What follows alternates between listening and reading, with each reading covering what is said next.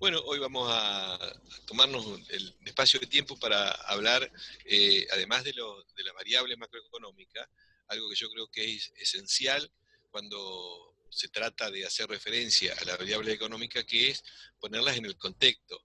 Yo creo que hay una mala costumbre en general, más que nada en los economistas serios, del establishment, tanto la economía ortodoxa como la llamada economía heterodoxa, que analizan la economía sobre la base de ver solo los indicadores macro. Muchas veces esos indicadores, si no están dentro de un contexto concreto, real, de una sociedad concreta, con actores concretos, viendo la vinculación de la economía con la política y con lo social, esos indicadores, en lugar de explicar, lo que hacen es ocultar la realidad. Entonces, lo que nosotros intentamos es que la macroeconomía debe interpretarse para ser correcta en el marco de un contexto concreto. O sea, si nosotros decimos macroeconomía argentina, bueno, tenemos que saber de qué estamos hablando. Estamos hablando de la sociedad argentina, entonces en ese sentido yo quería hacer referencia un poco introductoria a ver cómo podemos analizar esas variables en este contexto, en la realidad que nosotros vivimos. ¿Por qué? Bueno, porque una variable, tal vez, para poner un ejemplo, la más conocida, que indica la cantidad total de bienes y servicios que generamos en un país, bienes y servicios finales al cabo de un periodo de un año, por ejemplo, que se llama PBI, que mide el crecimiento, es una variable muy cuestionable porque no dice mucho, muchas veces oculta cosas, distorsiona, pero para todos aparece como la variable más importante. O sea, crece el PBI, estamos todos bien, y no es así. No solo que no es así que estamos todos bien, sino que podemos estar inclusive peor si crece mucho en el futuro. Hay cosas que no muestran. Aumentan las exportaciones. ¿Estamos bien? Sí, depende. Hay balanza comercial favorable, como pasa hoy en la Argentina. Empezamos a tener un récord de balanza de superávit en la balanza comercial. ¿Está bien? Vamos a ver que no. O sea que tenemos que ver, depende del contexto concreto. Bueno, así como esto, hay otras variables que es necesario analizarlas y por eso nosotros entendemos que un periodismo, para que cumpla su verdadero rol, debe justamente ser un periodismo independiente y crítico y tiene que analizar estas variables, el periodismo económico, las variables en profundidad en el marco del contexto social y concreto, en el orden social en el que nosotros vivimos, porque de lo contrario, todas las variables que más predominan en los medios de, yo llamo de incomunicación y desinformación sobre periodismo económico, lo que hacen en general son, yo digo, mi apreciación personal y subjetiva, no son periodistas económicos, sino en todo caso son operadores del poder económico, operadores de ciertos sectores eh, hegemónicos, operadores del gobierno, que se disfrazan de periodismo económico para tratar de justificar una determinada postura, pero sin explicar en el marco dentro del cual nosotros estamos viviendo. Por eso digo, vamos a hacer una pequeña introducción y decimos, bueno, cualquier análisis de las variables macroeconómicas tienen que verse en el contexto que vimos, que en primer lugar vivimos una sociedad capitalista.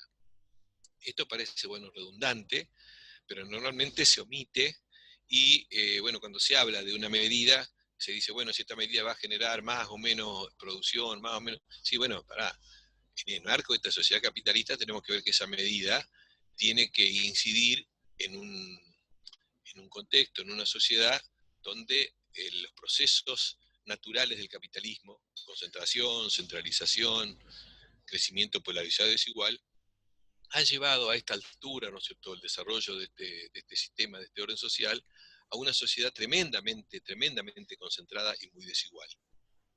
De manera de que tenemos que analizar las medidas y las variables si afectan o si combaten esa concentración o si convalidan esa concentración.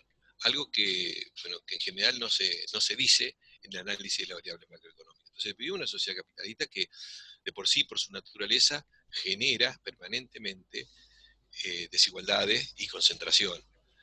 Además, es una sociedad que en el marco económico, la base económica, eh, parte de dos cuestiones que son como objetivos esenciales, ¿no es cierto? Los agentes económicos que intervienen a nivel micro buscan la máxima ganancia como prioridad, por lo tanto eso es importante destacarlo siempre, ¿no?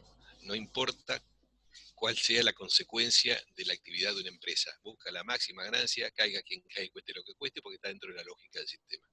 Y las políticas económicas en general lo que procuran es lograr el máximo crecimiento posible. Crecimiento, ¿qué es? Es generar mayor cantidad de bienes y servicios. Es sacar recursos, tirar desecho y quemar energía.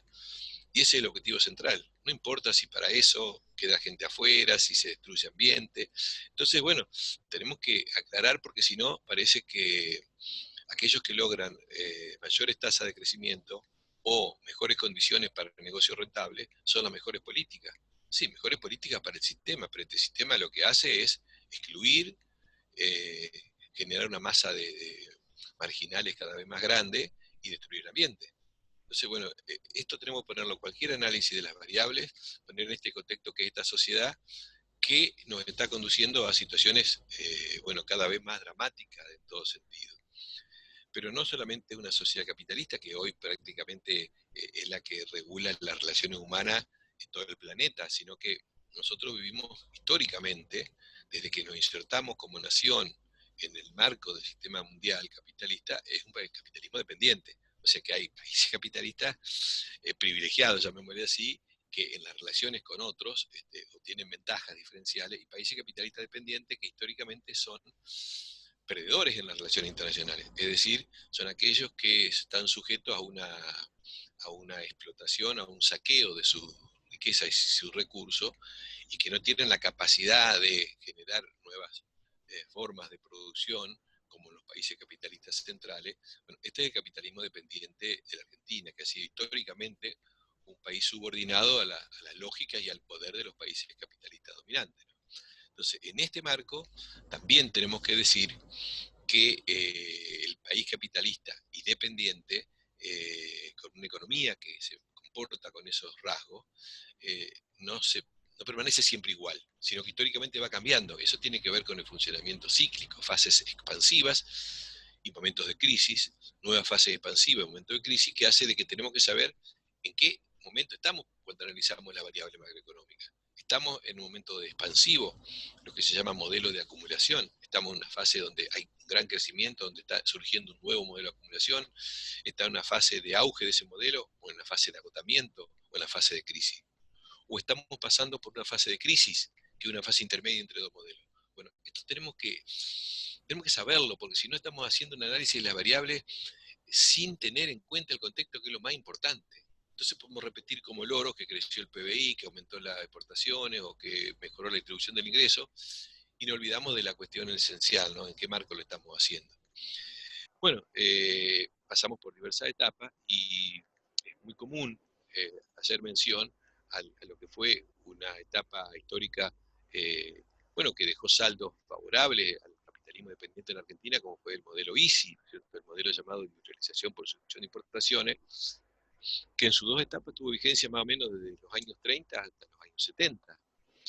Desde los años 70, la segunda etapa, la segunda fase de la ISI compleja, inició una larga crisis, desde mediados de los 70 prácticamente hasta fines del siglo. Crisis que no fue casualidad, sino que empezó con una dictadura sangrienta que tenía como objetivo reestructurar globalmente la sociedad argentina. Y justamente para eso necesitaba hacer una crisis, para romper las bases de sustentación de ese modelo ISI. Y esa crisis fue muy prolongada, fue gestando las bases para terminar definitivamente con el modelo vigente hasta mediados de los años 70 y a la vez ir preparando el terreno para un nuevo modelo. Esto no se hizo por casualidad, sino que hay actores sociales concretos, lo que se llama el poder económico, o el nuevo poder económico en todo caso, de los años 70 en adelante en la Argentina, que fue buscando, a través de su control y su manejo y su poder en el mercado en los distintos sectores, como a través de su poder de imposición o de presión sobre los distintos gobiernos que hemos tenido. Entonces los gobiernos y las políticas deben entenderse en el marco de este proceso y de esta dinámica. Ahora, ¿qué sucede en la Argentina? En la Argentina, después de esta larga crisis que llega hasta fines de siglo prácticamente, se fueron gestando la base de un nuevo modelo. Se destruyó prácticamente el gobierno menemista, el gobierno oficialista de Menem, terminó eh, demoliendo la ISI, como digo yo, y creando las bases que ya habían iniciado en los años 70 con la dictadura, de un nuevo modelo de acumulación. Bueno, es el que surge después de la convertibilidad, cuando estalla la convertibilidad, que es el periodo de los años 90 donde se había establecido la paridad del 1 a 1 del peso con el dólar, eh, para lo cual había que tener dólares abundantes para poder venderlo a un peso. Cuando se acabaron los dólares y la imposibilidad de tener para seguirlo vendiendo, estalló la convertibilidad y vino la posconvertibilidad. En este marco es lo que yo quiero decir que vamos a analizar la política económica y las variables que reflejan esa realidad. ¿Qué caracteriza este modelo? Esta nueva etapa histórica que vive la Argentina. Y bueno, la llamada la posconvertibilidad va a mostrar el despliegue a fines del 2002 en adelante, al fin de la crisis de cambio de siglo, el despliegue de un nuevo modelo de acumulación, de un nuevo modelo socioeconómico, de una nueva forma de crecimiento que va a tomar en la Argentina la economía, vinculada, por supuesto, con sus eh, particularidades políticas y sociales. Es decir, acá la economía no está al margen, sino que estamos hablando del sistema social. La base económica es importante, pero la política incide y un reflejo a la vez, ¿no es cierto? Y la cultura, por supuesto, es esencial en el sostén de este modelo y también en la necesidad de cambiarlo. Entonces yo quería hacer referencia a cuáles eran las características de este modelo para poder entender eh, alguna cosa que a veces hablamos, como es la estructura productiva desequilibrada, que un análisis que si bien es cierto es interesante porque muestra algunos aspectos de cómo funciona la economía argentina, pero sin embargo hay muchas cosas que omite, en especial en esta nueva etapa que vive la Argentina, es el modelo que yo llamo, ¿no es cierto?, modelo neocolonial, extractivista y depredador, concentrado, de saqueo y corrupción, que es el que se despliega después del abismo del 2002, ¿no? O sea, el fin de la convertibilidad implicó un saqueo permanente, en especial en el año 2001, de las divisas que quedaban en la Argentina. Eso fue un proceso que tuvo agentes económicos y un plan deliberado, ¿no es cierto? ¿Y Un podría, oh, gobierno de... Luis, disculpa que te Sí, interrumpa, lo saludamos al profesor Pagliotto también, que se suma ahí. bueno, buenísimo. No activó el audio todavía, así que Entonces está en la sombra, un abogado en la sombra. no te escuchamos, Rubito. El audio ahí hay un tema. No sé si no está activado o va a seguir hablando y no va a aparecer nada. Bueno, No, pero estaba pensando por ahí si sí, a grandes rasgos podrías explicarle nuevamente la convertibilidad, que por ahí es algo sí, que se si da en bien, economía, pero por ahí podríamos recuperarlo, ese concepto. si bien es cierto que digamos, es un tema que lo vamos a volver a tratar más ordenadamente. Yo esto lo pongo nada más que como una introducción para poder ver, para poder hacer referencia a lo que está pasando actualmente, pero con algún marco previo, ¿no es cierto? La convertibilidad fue una etapa histórica que, en el caso digamos, la última experiencia, en los años 90 del siglo XX, cuando la Argentina tenía una inflación muy elevada y pasó por periodos de hiperinflación, eh, que estaban muy atadas al movimiento del dólar, o sea, el valor del dólar.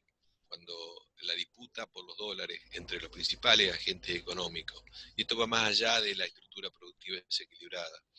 La Argentina, si bien es cierto que tiene una situación que tenía, ahora se agravó muchísimo en este nuevo modelo, pero que tenía en el modelo EASY una estructura productiva desequilibrada, era porque, como le habrá explicado mi colega Rubito, eh, la industria era el sector más dinámico, más importante, pero que era un sector que dirigía el grueso de su producción al mercado interno, pero consumía muchas divisas para poder funcionar. Y el agro era un sector que abastecía el mercado interno, pero también exportaba, que era el que generaba divisas. Eh, en ese esquema, cuando había crecimiento, era muy claro la sucesión de etapas, ¿no? Aumentaba mucho la producción, el consumo, la demanda, los salarios, las ganancias, y con eso se generaba el efecto, digamos, de muchas más importaciones de bienes de consumo, importaciones de insumos. pero quedaban menos saldos exportables. Por lo tanto, había una tendencia que cuanto más crecía la economía, se producía el déficit de la balanza comercial, más importaciones que exportaciones. Por lo tanto, esto iba generando una disminución de las reservas de las divisas internacionales, y al disminuir las reservas, su valor empezaba a ser mucho mayor. Es un esquema que ya lo conocemos porque lo vivimos diariamente, ¿no es cierto? Si todos quieren tener dólares, una de las divisas, digamos, de mayor uso, aumenta la demanda y aumenta su valor, ¿no? Y al aumentar el valor del dólar, aumenta prácticamente casi la totalidad de los precios de la economía. Primero los precios de los bienes transables, es decir, aquellos que se compran o se venden internacionalmente, y después el precio de todos los bienes. Pero siempre va atrasado un bien que es la mano de obra, ¿no es cierto? O sea, una mercancía, llamémosle así, más que bien. Eh, entonces, en épocas de inflación, lo que se produce es también una caída del salario real, algo que también conocemos y que vimos todos los días. Y que ante la caída del salario real se produce una caída de las ventas, porque la economía funciona mucho con el mercado interno, y al caer las ventas se genera entonces una caída de la inversión de las empresas y un proceso recesivo. Un proceso recesivo que generaba entonces una caída global del PBI. Y en estos procesos lo que se daba es que cada vez que hay una recesión, en la Argentina, históricamente, de manera periódica, no era un proceso, digamos, que salían todos iguales, todos perjudicados, todos beneficiados en el crecimiento, sino que cuando había recesión, habitualmente el sistema se recreaba y se fortalecía. ¿En qué sentido? En que iban desapareciendo una gran cantidad de los agentes económicos más pequeños, las pequeñas y medianas empresas, y por lo tanto el mercado quedaba cada vez más concentrado. O sea que cíclicamente las crisis, entre otras cosas, cumplen una función muy importante: fortalecer el capitalismo en los actores más concentrados y más fuertes, ¿no? Aumentar la concentración y centralización de capitales. Pero a la vez, en el proceso recesivo, como caen las ventas y cierran muchas empresas, aumenta la desocupación. Y cuando aumenta la desocupación, es muy común que se dé, junto con la inflación, una caída muy fuerte del salario, y los trabajadores que priorizan defender más la estabilidad del empleo que el poder adquisitivo. Por lo tanto, se dice que en la recesión se da una especie de disciplinamiento social. Acostúmbrense a trabajar por lo que tienen y no se quejen ni protesten, porque pueden estar peor. Entonces, O puede el venir proceso otro a de... trabajar también, digamos. Ante la necesidad, No, no, otro por claro, menor sueldo puede venir a trabajar. es que ese es justamente el disciplinamiento. No querés trabajar por 100, yo tengo 50 personas que pueden trabajar por 50, ¿viste? Por la mitad. Entonces, ese disciplinamiento lo que hace es fortalecer al sistema. Al sistema significa a los actores centrales y a la lógica de la ganancia y la concentración, pero perjudicar a la mayoría de la sociedad. Entonces, en la época de recesión y de crisis se da eso, ¿no?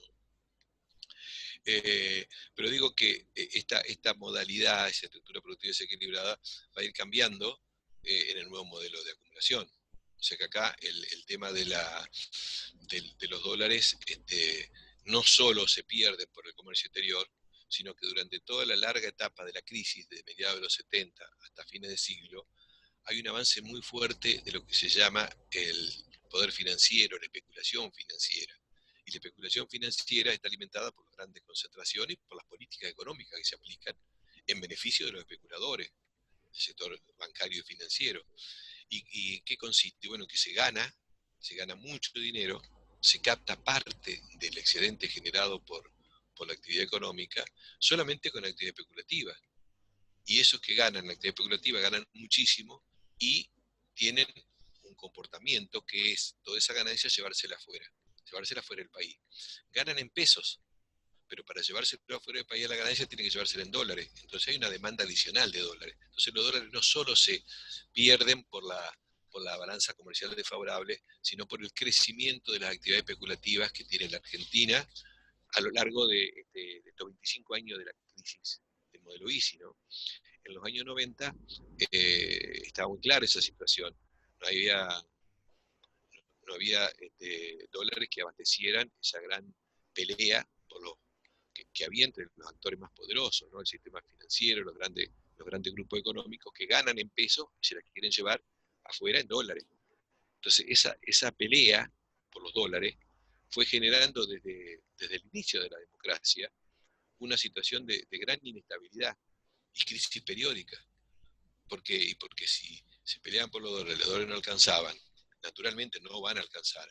El valor del dólar sube y cuando sube muy fuerte el valor del dólar, vienen los procesos inflacionarios, que tampoco dejan todo igual. Los procesos inflacionarios ganan las empresas formadoras de precios, los que tienen el poder del mercado, los distintos sectores digamos, más concentrados, y pierde el conjunto de la sociedad. Entonces, en eso es que se estaba dando también un proceso de hiperinflación, porque era tal la disputa por los dólares y la falta de dólares, que eso llevaba a lo que se llama el dolarazo, como fue en el año 89, el fin del gobierno de Alfonsín, que generó una hiperinflación. Entonces, frente a ese estado, lo que se ensaya, previo de hacer algunas medidas a principios de los 90, es tratar de estabilizar el valor del dólar disponiendo de la ley de convertibilidad, o sea, disponiendo el valor del dólar por ley y no por el mercado libre, establecido en un valor inclusive que era muy barato, ¿no es cierto?, $1, $1, pero se podía mantener a la medida que hubiera dólares para garantizar que se cumple esa ley. Y eso se dio a lo largo de los 90, que se fue el país endeudando para que haya dólares, para que se pudiera mantener esa convertibilidad, lo cual era muy artificial, ¿no es cierto? Porque como era el dólar barato, se promovían muchas importaciones y se desalentaban las importaciones, entonces faltaban los dólares comerciales. Y eso es como se compensaba con más endeudamiento. Y como los que venían prestando Endeudamiento plata, y privatizaciones también. claro, pero en el hecho que yo quiero demarcar es que el endeudamiento del país se daba en paralelo a que los que prestaban eran especuladores, que venían, ponían la plata a Y se le iban interés, a llevar. se la multiplicaban y se van afuera. Entonces, obviamente que esto era insustentable. Y además la fuga de capitales, ¿no es cierto? Que los dólares baratos alimentaban la fuga de capitales. De manera que llegó un momento que no se podía sostener más esto. No había más dólares para poder venderlos baratos a $1. Y nadie se animaba a devaluar. Se animó el valiente gobierno de la Alianza, porque le estalló la bomba casi, digamos, no lo hizo este gobierno, sino que lo que hizo fue agravar la situación en el año 2001, cuando ya casi sin dólares el país se endeudó, el Fondo Monetario le dio 10.000 millones de dólares, el Club de París también, pero no eran dólares que venían a solucionar el problema, sino eran dólares que venían a venderse barato para que los especuladores se los lleven. Vinieron Entonces, a saludar, saludaron y así se fueron directamente. Se sí, presentaron sí, y se fueron. por ahí ni entraban siquiera físicamente, ¿no es cierto? Porque todo lo que prestó el Fondo Monetario era para abastecer a la fuga de capitales. Hasta que llegó un momento, bueno, que no se pudo sostener más el 1 a 1 porque no había más dólares para vender a $1. Entonces ahí vino la crisis final y el ordenamiento primero fue una Dualde. brutal caída, una recesión, una brutal Claro. caída del... ¿Sí? Primero digo que fue Dualde, digamos, el de la Claro, devaluación del dólar. Pero primero se no, salió de la convertibilidad. Fue así, ¿no? Primero se salió de la convertibilidad. claro, lo que pasa es que en el 2001 hubo varias, renunció el presidente elegido institucionalmente, había renunciado antes el vicepresidente, los que lo sucedieron también dejaron, y bueno, se estabilizó con Dualde, que tuvo que tomar esa decisión de que tenía que devaluar, porque no había más dólares para vender a $1, además es insustentable este modelo, ¿no? Y esto generó, bueno, mayor inflación y una caída brutal de la actividad económica, ¿no? O sea, en medio de una desocupación feroz, de acciones muy fuertes de fraude y de especulación en contra de la sociedad argentina, eh, se ordenó finalmente a fines del 2002 la situación. ¿Por qué? Porque no había dólares, porque los exportadores no lo liquidaban, acá se lo llevaban. Entonces hubo una decisión, siendo ministro Labaña de Dualde, de obligar a los exportadores a que tengan que vender los dólares acá. Y si ustedes recuerdan, yo les decía que Argentina estaba en una profunda recesión desde el año 98 hasta el 2002. El 2002 fue mucho más fuerte la caída, quiere decir que nosotros prácticamente no estábamos importando nada y teníamos muchos saldos exportables. Entonces teníamos una balanza comercial, se dice favorable o positiva, superavitaria, muy fuerte. Ahora eso era bueno, y se había logrado, pero prácticamente matando al país. Y había muchos dólares, pero hasta que no se los obligó a liquidar a los dólares acá adentro, no se estabilizó la situación. Pero igualmente hubo una devaluación, hubo inflación y se inició el despliegue, llamémosle así, económico, una nueva etapa histórica en la Argentina, que es la que llevamos nosotros a lo largo de este siglo XXI, que es lo que yo digo, este nuevo modelo de acumulación, que como características particulares tiene que es mucho más primarizado que el modelo EASY, es mucho más concentrado y desigual que el modelo EASY, y se asienta en sectores que son depredadores del ambiente y que no son sustentables en el mediano plazo. Por eso digo, es un modelo neocolonial, porque lo impusieron las corporaciones extranjeras y el capital especulativo internacional. O sea, las decisiones las toman ellos. Los gobiernos de los partidos políticos lo que hacen es administrar de la mejor manera que puedan las decisiones que toman los dueños, digamos, del poder de la Argentina. Entonces, esto es el inicio de esta etapa en la cual nosotros tenemos que analizar las variables económicas o las variables macro, ¿no? Porque si no, no tiene sentido. Entonces, en este modelo de acumulación, ¿qué significa? Bueno, que hay 4 o 5 sectores que son clave para obtener las divisas que históricamente necesita un país dependiente. Para que nos saquen tenemos que generar divisas. ¿Y quiénes son los sectores que generan divisas? Bueno, fundamentalmente sectores que surgen este, con los cambios de los años 90, o sea, el modelo que se llama de agronegocio, o sea, la monoproducción de transgénicos, grandes extensiones de producción de transgénicos con uso masivo de agrotóxicos, que bueno, van a tener consecuencias terribles en términos no solamente ambientales y sanitarios, sino también económicos y sociales y laborales, ¿no? Pero este es uno de los pilares de este nuevo modelo, ¿no?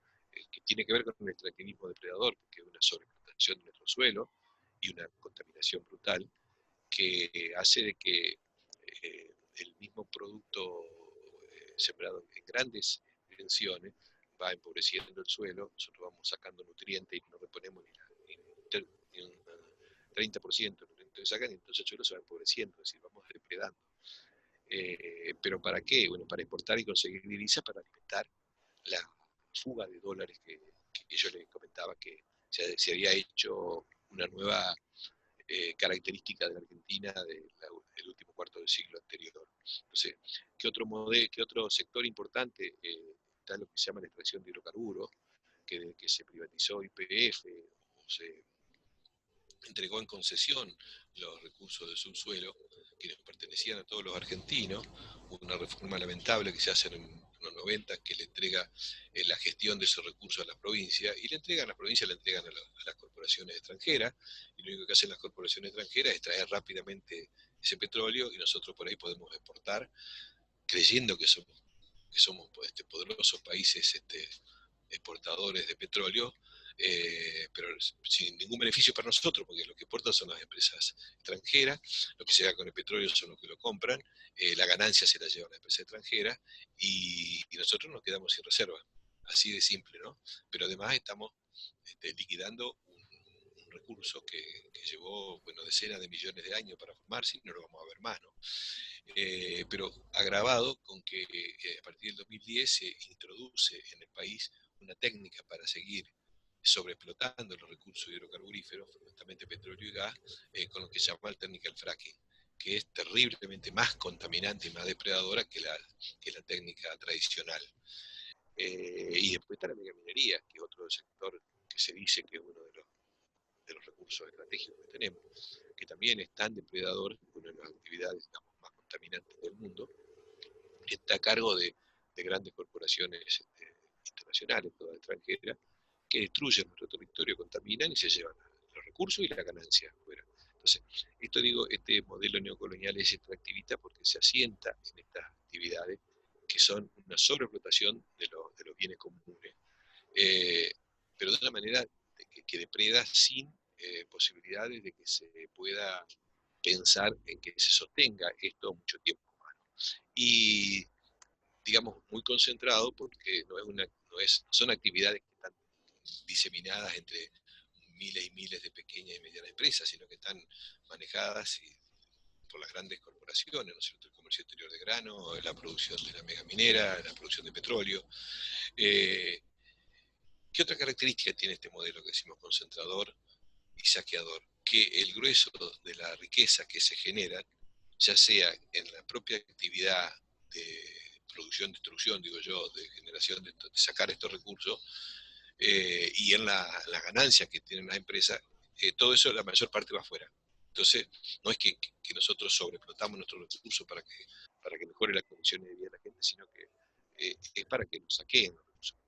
Y digo también que está acompañado por un proceso de corrupción, que es importante señalarlo, porque las aberraciones que se hacen, tanto legales como medidas fuera de las constituciones y de la ley, son explicables solamente porque hay nidos de corrupción que se han ido desarrollando en toda la estructura del Estado y que justifican, bueno, que se le dan semejantes beneficios a las grandes corporaciones y al capital financiero a costa de destruir el país, de destruir la sociedad, porque los gestores de esto, que son los políticos, reciben alguna compensación. Entonces está la mega corrupción de aquellas corporaciones y capital financiero que se llevan puesto el país, y está la corrupción menor, que es la que a veces trasciende en los medios, lo otro se oculta, la corrupción mayor queda casi desapercibida para la opinión pública, y la corrupción menor, que es, bueno, los que se cobran, los que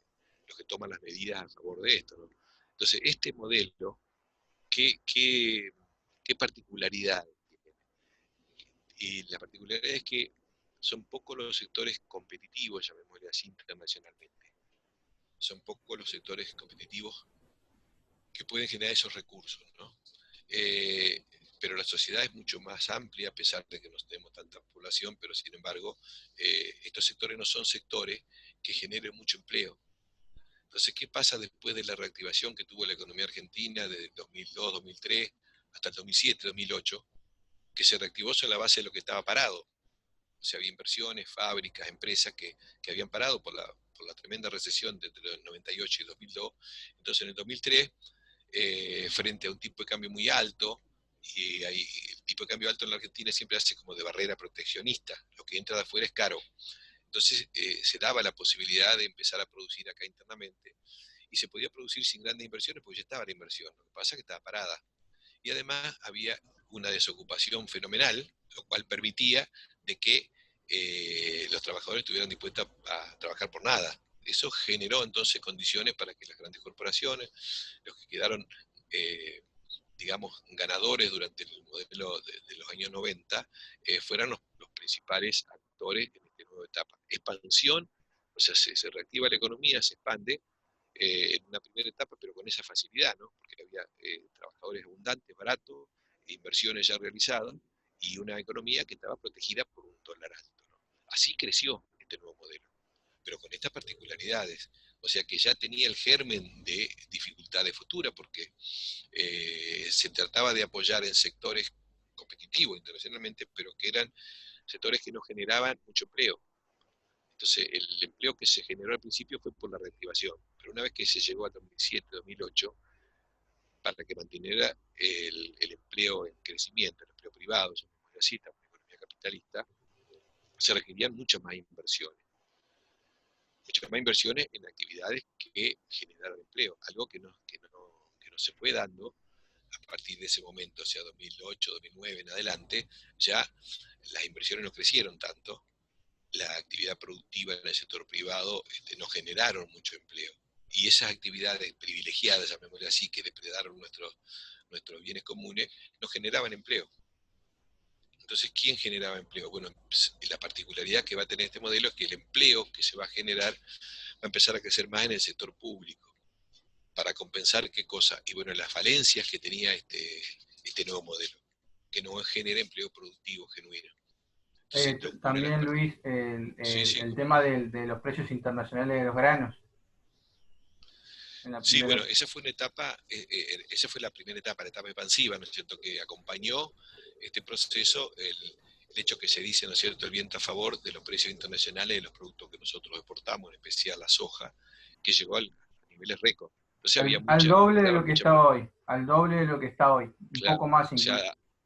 hace 15 años estaba al doble de precio de lo que estaba hoy. Así que esto generaba mucho ingreso de dólares y como el Estado cobraba retención a las exportaciones, también mucha plata para el Estado.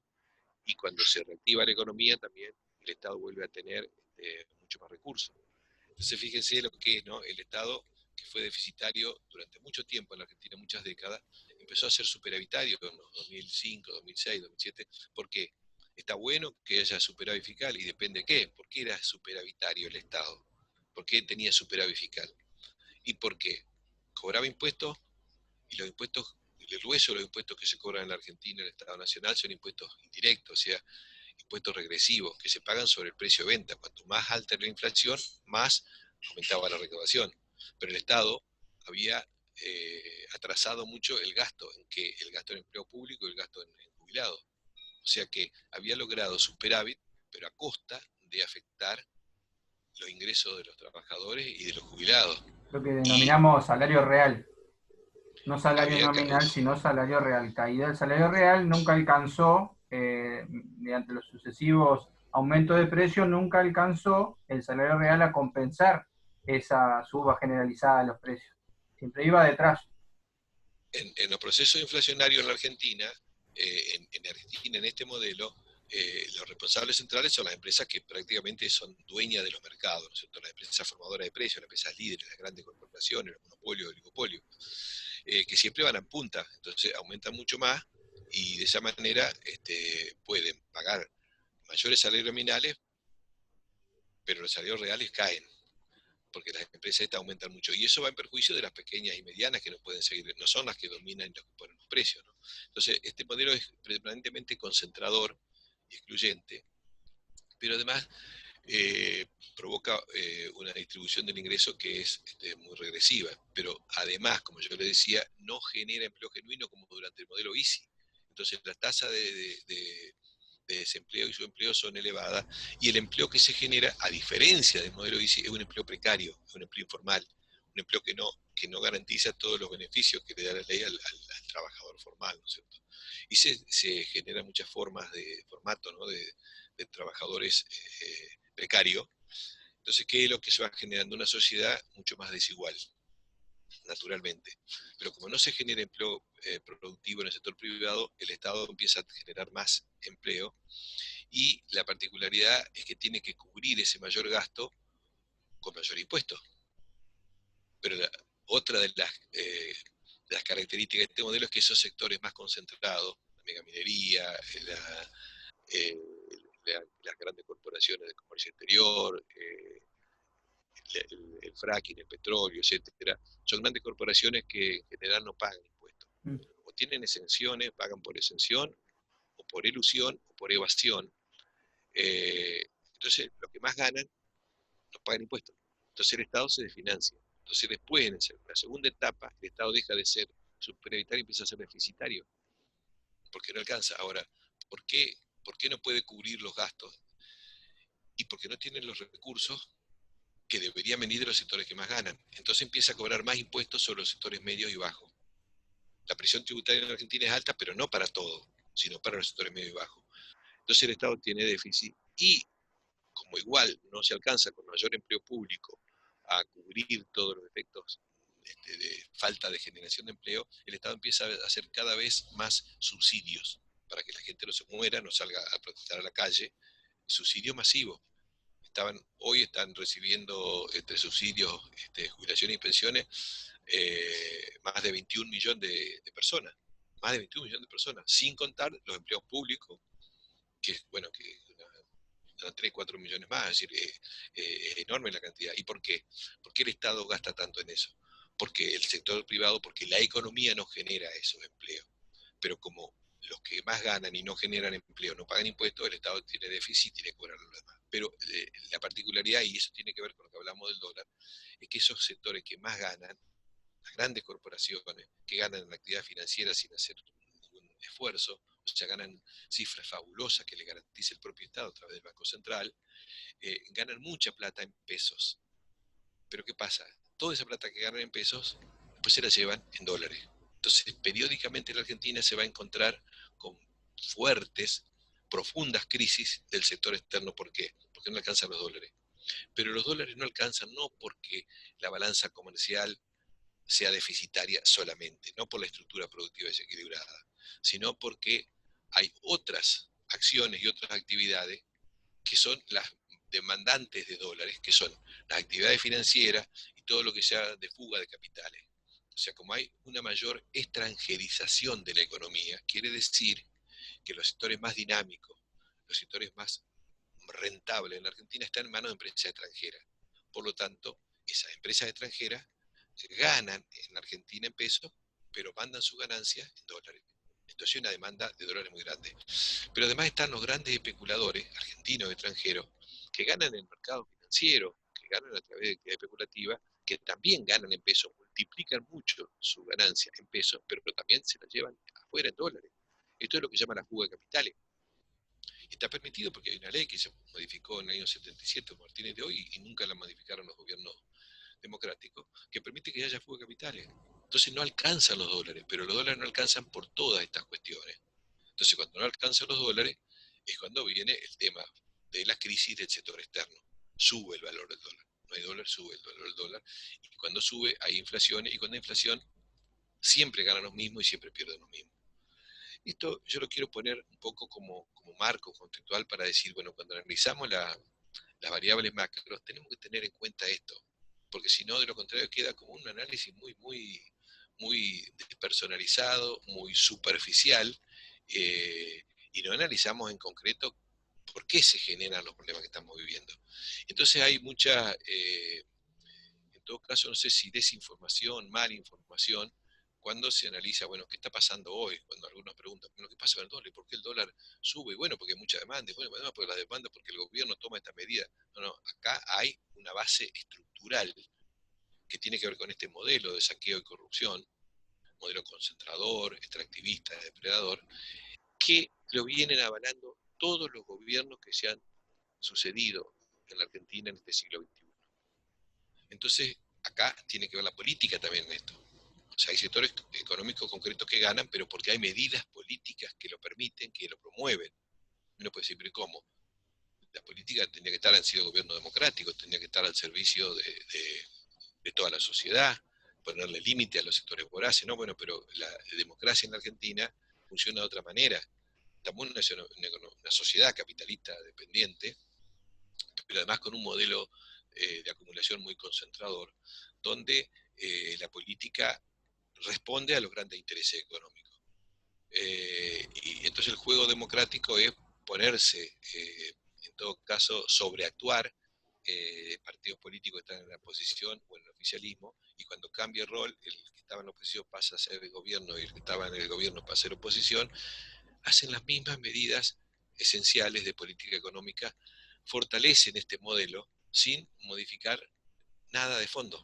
Entonces hay un juego de camisetas y se genera esa grieta que se llama, que es una falsa división en la sociedad que ayuda a mantener oculto los grandes problemas económicos. Y yo creo que si el periodismo económico solamente se limita a hacer ese análisis impersonal de las variables macro, en lugar de explicar qué es lo que pasa y en lugar de cumplir su rol, ¿no es cierto?, crítico, independiente, lo que hace es ser operadores de uno u otro de los principales actores económicos, que lo que buscan es legitimar este sistema ante la sociedad, porque este sistema que es tan bestial en la forma de concentrar y de excluir, necesita que esté justificado culturalmente, y los medios de comunicación son un vehículo muy fuerte para trabajar en la justificación. Entonces el periodismo económico normalmente se queda en la superficie y omite hablar de todas estas cosas porque son operadores de la oposición o del gobierno,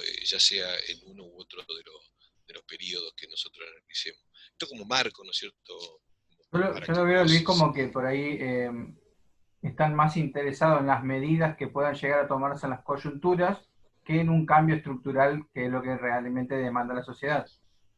Sí, esto es lo que veo por ahí. Se habla del dólar, pero en realidad podríamos hablar sobre la estructura que tiene Argentina deficitaria en ciertos sectores, y en realidad de eso no se habla. Lo que se busca son cuestionar ciertas medidas que son que se dieron ahora, por ejemplo, ¿no? El cepo, hablar siempre de las mismas cosas estamos hablando. Sí, hay en todo caso una sobreactuación de los periodistas en magnificar sus análisis de la coyuntura, pero aislarlo de qué es lo que está debajo de la superficie. Entonces nosotros vemos, por ejemplo, se estuvo negociando todo el tema de la deuda y todo quedó ahí, bueno, que la pelea entre los acreedores, entre lo más duro, lo más blando, el gobierno que les sacó cierta ventaja, pero ¿quién dijo que nosotros, el gobierno festejando porque logró una baja en la negociación con lo que debía, y nosotros festejamos que vamos a pagar un poco menos de lo que no debemos, de lo que nunca debimos, y que vamos a pagar sin investigar? Cuando se multiplicó el endeudamiento durante el gobierno anterior por maniobras fraudulentas de fuga de capitales, quien era oposición en ese momento y que hoy son gobierno, decían que eso era todo fraude, que eso era un saqueo fenomenal, que eso tenía que investigarse. Cuando llegan al gobierno, lo que era una oposición, lo que hacen es convalidar todo, no investigar nada y mostrar como una gran victoria que nosotros tengamos que pagarle un poquito menos de lo que nunca debemos. Pero ¿quién tiene que pagar eso? Bueno, los que nunca se endeudaron ni fugaron capitales. ¿Cómo? Y con el esfuerzo, con el sacrificio de la caída de su poder adquisitivo, con la caída, con el ajuste sobre los jubilados. Entonces, se habla de la deuda, se queda en la superficie y no se va al problema de fondo. Bueno, ¿y por qué pagamos eso si había que investigarlo? ¿Y por qué lo van a pagar los jubilados de una manera inconstitucional, injusta, criminal, y no lo van a pagar los que la fugaron? Entonces, quienes hoy son oposición y fueron gobierno, permitieron, por ejemplo, que se fugaran casi 100 mil millones de dólares en 4 años. Eran funcionarios del Banco Central que hicieron negocios para que empresas y fondos de inversión vinculadas a ellos se llevaran muchos miles de millones de dólares a 20 pesos el dólar. Y después se llevaron muchos miles de millones a 40 pesos el dólar. Y eso que se fugaron a 20 o 40 pesos, ahora se lo quieren hacer pagar al pueblo argentino a 130, 140 pesos. Pero eso no lo dicen. Eso no lo dicen, como no dicen muchas de las cosas que nosotros estamos analizando acá, ¿no es cierto? Es decir, ¿por qué hay inflación? ¿Por qué el Estado cobra impuestos? ¿A quién le cobra impuestos? Porque todos dicen, uy, sí hay una gran presión tributaria. Sí, pero ¿presión sobre quién? ¿Sobre las corporaciones? No, porque hay estudios que demuestran que las corporaciones ni siquiera pagan impuestos a las ganancias. El grueso del impuesto lo paga el consumidor, aunque sea desocupado.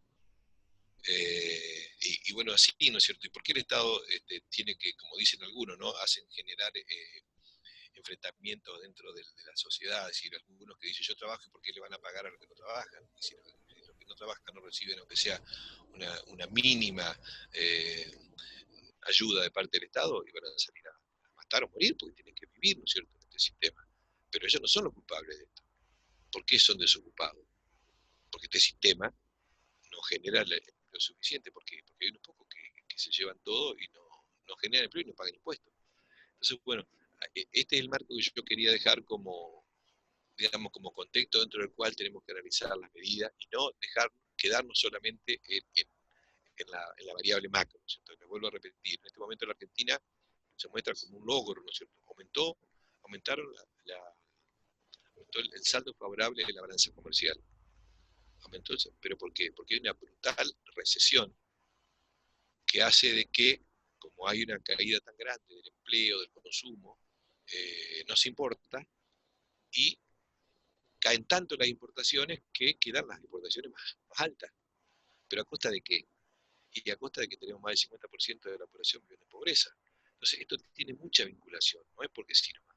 Y lamentablemente, lo que se llama periodista económico, en realidad son operadores de un sector, de un gobierno o de un poder económico que lo que hacen es desviar el eje, mirar solamente la superficie, porque es la mejor manera de que no se comprenda. Si la gente comprendiera de que estamos sufriendo esta destrucción en beneficio de muy poco, bueno, el desprestigio de la política sería mucho mayor.